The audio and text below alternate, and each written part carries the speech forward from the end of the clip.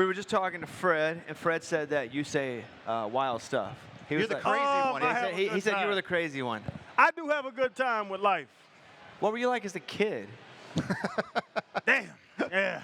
Y'all got some questions. I was always wild. Inner city, single mom. You know what I'm saying? Sure. Like, yeah. So you had to. You know what I'm saying? It was always a struggle. It was always.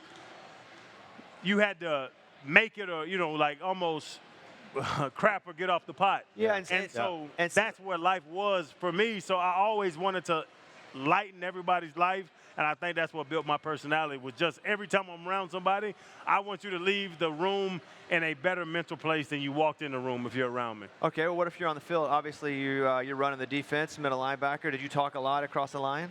Oh, I talked to everybody. Because it really, and I've told a story, I can tell y'all a bunch of stories.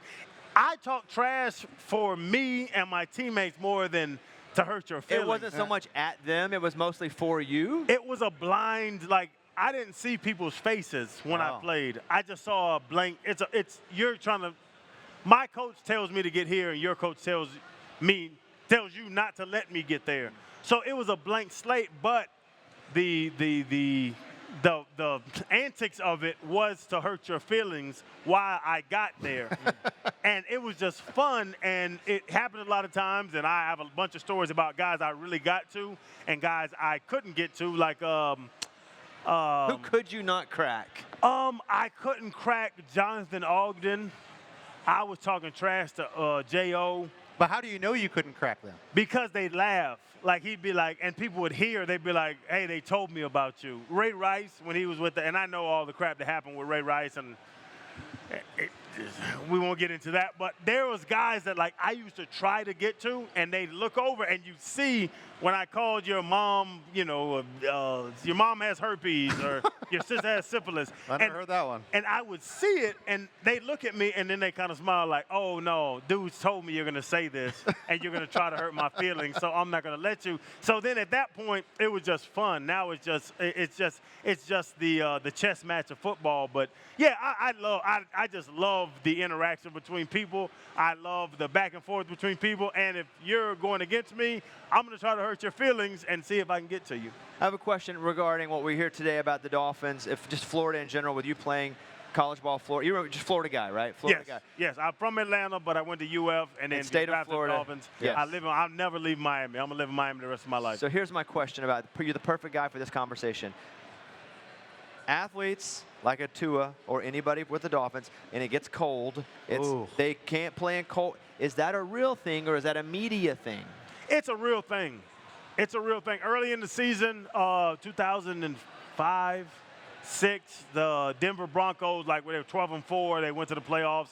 We beat the hell out of them in Miami because they came down to Miami. They couldn't play in 100 degrees weather with all the humidity. And even last year, you saw Tua. As soon as I knew they were going to Kansas City, and it was going to be brutally cold, 8 degrees. Yeah. I'm like, these dudes have never played in this. They can't play at the top level, especially how Mike McDaniel's offense is. That spread offense and that timing stuff with all the speed guys.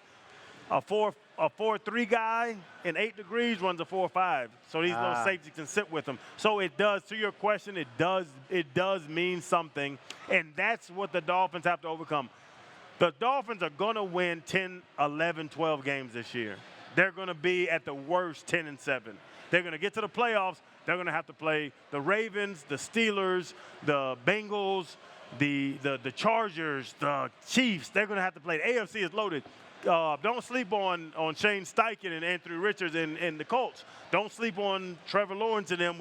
The AFC is loaded right now. The Dolphins are going to whoop a bunch of ass in the regular season, like we've seen for the last 3 years. They're going to get to December and January and have to beat up on a very good team in the AFC, and that's what it's going to be. But then what can you do to make sure that whenever you go to the cold, you don't freeze? Like, practice in the AC, right? You go train in the cold. It's like when you guys would turn the volume up, like if you're going somewhere loud. Because if that's the case, how do you acclimate yourself by being involved? You can't really acclimate yourself. You have to figure out a way to play in that. And that's my one thing about the Dolphins that I tell people, and that I've, even knowing Mike McDaniel, like Mike McDaniel's been on our podcast. I've talked with him. I'm cool with him. I'm in South Florida. I actually, I'm working on getting a opening a restaurant in Hard Rock Stadium. Like, I'm always down there. I want to see a team that can load up in a I formation and run the ball straight down somebody's throat. Because if you think about it, the Chiefs can do it with Pacheco. That physical style of football. Because he runs hard. He runs angry. That's what people do in the playoffs. The Ravens are already set up that way. Mike Tomlin, a good friend of mine, every time we have this conversation, he laughs because he knows that you're going to have to, at some point, to win a Super Bowl, be able to load up and just physically whoop somebody's ass. But that's also not a weather thing. Like it is a weather thing because that works better in that weather. It works better in that weather because you can't go out there and be glitzy and glamour and all that stuff and motioning and spreading the offense and bringing it back in and all the stuff that. And it's a lot of people. Sean McVay does it. I love Sean McVay. Raheem Morris in Atlanta. It's a new coaching tree that's going on right now because it's McDaniel, it's Kyle Shanahan, it's McVay, it's all these young coaches that are coming out. Shane Steichen and the Colts. It's this new, that old Belichick Parcells tree of that 3-4 defense. It's not working anymore. It's not what the league is. So they have to have these new young guys, but the guys that can load up and physically just whoop somebody's butt in the line of scrimmage is the ones that are going to be able to do it at a championship level. The Dolphins last year, #1 offense. Tua led the league in passing yards. They're going to be able to do that. At some point, you got to be able to load up and beat somebody's tail.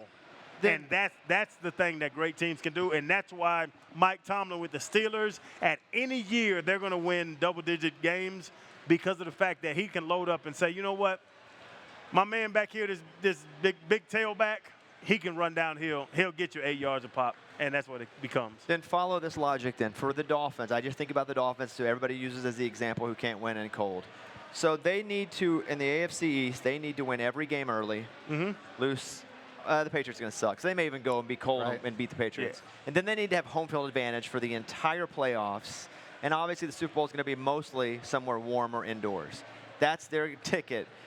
Win a bunch early, lose a couple cold ones into the season, and then have home field the whole time. That's probably the only way they can win it. If they can't run the ball, if they can't play a physical style of football, I mean, that's the answer. A-Chain and What you just Mostert? said. I mean, but they don't. A-Chain Mostert, the boy from Tennessee that J.J. Scott is a monster as well. They literally put a track team together. But that would be the answer. They're going to have, but to your point, they're going to have to go somewhere and win a cold game. AFC's low. I would love to be in NFC. NFC is nothing. Who the NFC got? Right. The Eagles, 49ers. Cowboys. Who? Yeah, right. Cowboys. Yes, sir. The Cowboys? Yes, sir. You a Cowboys fan? Yes, sir. Yeah, and Dak is going to get to the playoffs and do exactly what Dak's done his entire career. Yeah. He's going to be very highly paid and losing the playoffs. The NFC has 4 teams. The AFC has 12. The AFC has a lot of great quarterbacks. The AFC has 12 great quarterbacks, and that's the thing that the Dolphins are going to have to deal with. But I don't care how many games they win. They're going to have to go somewhere and win a game late. In January, one of those weekends in January, they're going to have to go out of Miami and win a game in cold weather or hopefully in a damn stadium somewhere. What about travel fatigue? Like, is that a thing? It's really not. These dudes have you pay them too much money. These people make $50 million a year. Travel fatigue, my butt. You can get out of here and go play football. Go play football. A short week. When you play Sunday and then Thursday, that means something. And then London. When you go to London, Brazil. that means something. But when they're talking about, oh, it's a West Coast trip, you ain't kiss my butt. There ain't nobody worried about the damn West Coast trip. Go play ball. Your mom has herpes. Your dad has syphilis. Oh, my God. And check out the pivot. The pivot. Appreciate you. Appreciate Great you, job, man. Thank you so that was much. awesome.